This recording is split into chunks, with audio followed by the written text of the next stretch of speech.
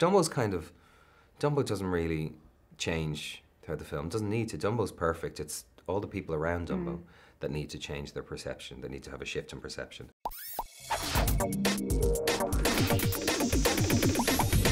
Hi, Colin. Hi, Alan. How are you? Good. How you doing? Yeah, good, thank you. So, Dumbo, how does it feel to see it, the final product? It was lovely to see it. I hadn't had the chance to. I saw some pre-visualizations of what the baby elephant may look like, of what Dumbo may look like before we shot, and it evolved.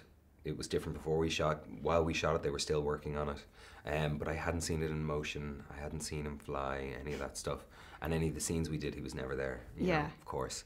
So when I saw the final film and I saw how beautiful what they created was, how beautiful I feel it is, I was moved. I thought it was really stunning. Because look, if the elephant wasn't an empathetic character, if you didn't feel his mischief and feel his sadness and feel his loneliness and feel his longing and feel his joy and his playfulness and all those things, the film would just be dead on arrival, you know. So the work that they did was just extraordinary, I think. Did you have a few tears in your eyes? I didn't know, because I kind of saw behind the veil too much. I think. Right, So you know, suspension of disbelief was a little bit harder for me. But I talked to some people that found it very moving, which is lovely to hear.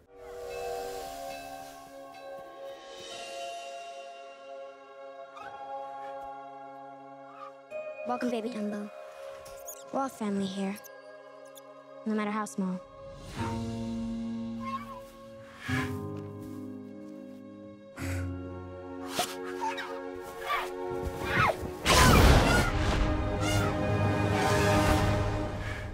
So what was it? Obviously, it's a bit of a step away from some of the films that you've done recently. What was it about this one that made you go, yeah, this is what I want to do?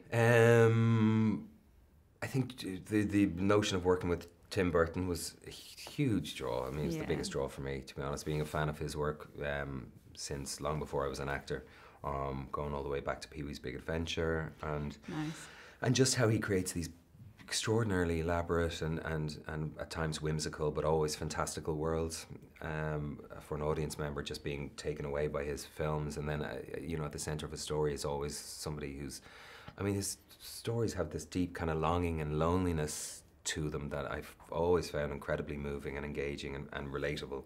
And so this obviously had those same dynamics at the centre of the film. Dumbo is the quintessential outsider, somebody who's told they don't belong, who's told they're too weird, just because of some physical anomaly that they're born with, these, you know, massive, beautiful ears that ultimately result in giving Dumbo the power of flight and showing the creature to be nothing short of a wonder. So yeah, but mostly it was Tim, getting the opportunity to work with Tim.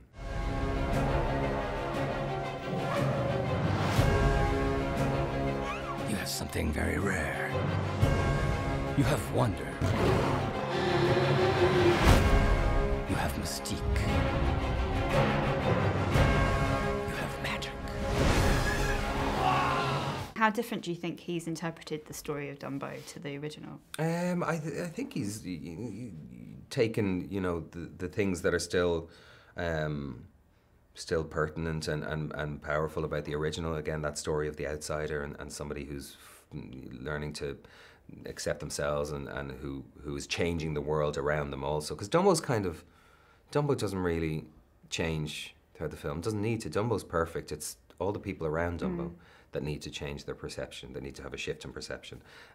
So he's honoured, you know, that dynamic that was in the original, and also added on this very human component which wasn't in the original film. So this is about 35% remake or revision and about 65% an original film.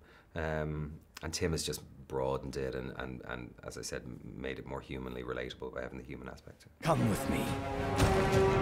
Together, we can soar on that elephant's wings. What's happening? Where are they taking her? Take Dumbo back inside. But she's his mom. Do something. He needs us. Look at me. We're gonna bring your mama home. It obviously brings Dumbo to a new generation of cinema goers. What was your kind of favourite, like, Disney movie? Disney animated film? Jungle Book, when I was growing up. Yeah, something about, you know, Mowgli and being raised by animals and having the freedom of being in the jungle and away from the cruelty of people. I mean, there was Was it Shere Khan or Shergar? Shere Khan. Shere Khan, yeah. Shergar was the horse. Oh, Shergar met a very unfortunate end. Yeah, Shere Khan. So there was cruelty there, and there was treachery and danger and threat in the Jungle Book, which was also exciting. But yeah, that idea of that little kid out in the jungle surviving with the help of these animals was a beautiful thing. He doesn't look like magic to me.